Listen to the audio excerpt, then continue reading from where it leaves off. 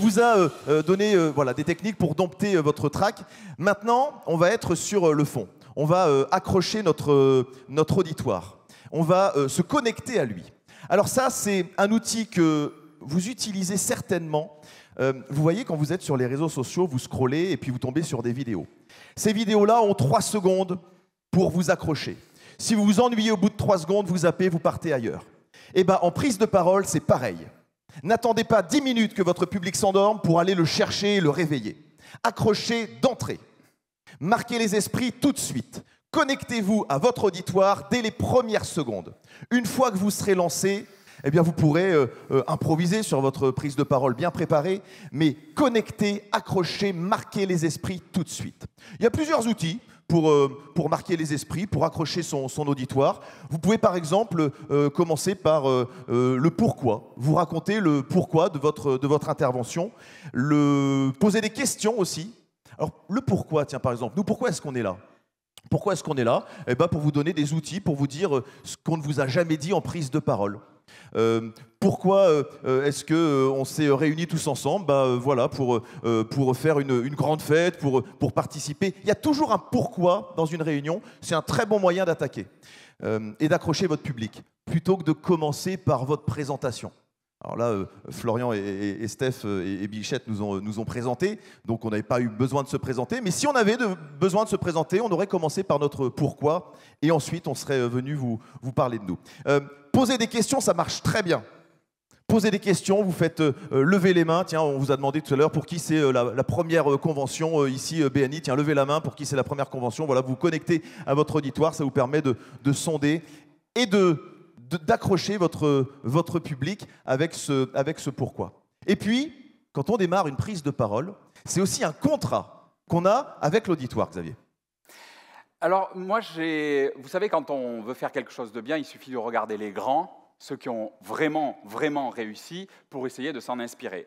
Il y en a un qui m'a beaucoup inspiré, évidemment, dans mon métier, c'est Walt Disney, parce que c'est quand même dans notre métier de spectacle le plus grand en termes de show, en termes d'animation, en termes de parc d'attraction. Et lui, il disait cette chose simple. Alors Walt Disney, vous savez que c'est un Français à l'origine, hein, sa famille c'est Disney. Mais comme les Anglais ne savaient pas dire Disney, ils ont dit Disney. C'est un Normand. Est-ce qu'il y a des Normands là ce soir ? Aujourd'hui, pardon, ce matin, il y en a une. C'est déjà bien. Hein. Bravo. Bravo. Elle est très fière, hein, très très fière. Et elle est fière de l'être, bravo. Disney, qui est le beurre Disney, et c'est le beurre Disney, en fait. Hein, exactement. Bon, bref. En tout cas, tout ça pour vous dire que Walt Disney, lui, il avait ce qu'on appelle le contrat avec le public. Dans son contrat, il avait 1.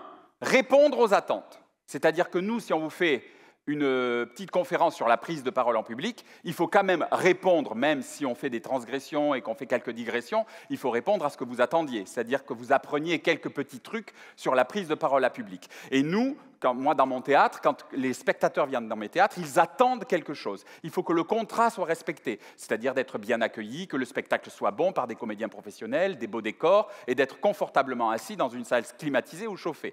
Ça, c'est le contrat. Mais dans le contrat, il est très important, et c'est ça le paradoxe de notre métier, de créer la surprise. Parce que si vous ne donnez au public que le contrat qu'il attendait, il va se lasser, il va être déçu et ressortir de la salle en disant « oui, bof, j'ai pas appris grand-chose » ou « oui, bof, c'est un spectacle comme un autre, c'était bien, mais ça n'a pas bouleversé ».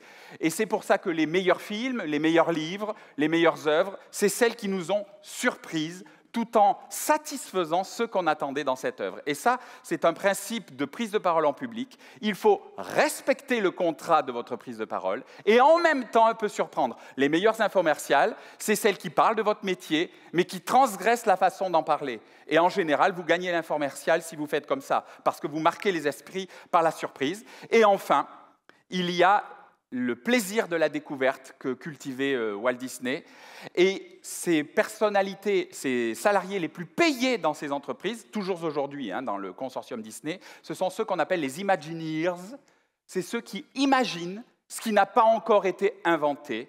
Ce sont les cerveaux de l'entreprise qui ne sont là que pour phosphorer. Vous savez, c'est le rêveur de l'entreprise. On ne lui demande aucune échéance de temps, aucune échéance de travail, aucun accueil de public. Il est juste dans son bureau et il rêvasse à ce qu'il aimerait mettre en place. Et ensuite, tous les autres sont là pour essayer de voir si techniquement c'est possible de le réaliser. Mais l'Imagineers ne s'empêche rien. Il peut imaginer quelque chose de complètement délirant, et ensuite on réduit son délire à ce qui est possible de faire. Voilà, ça c'était ce que pratiquait Disney pour que son entreprise marche. Et je pense que pour qu'une prise de parole soit bonne, il faut aussi respecter ces contrats-là.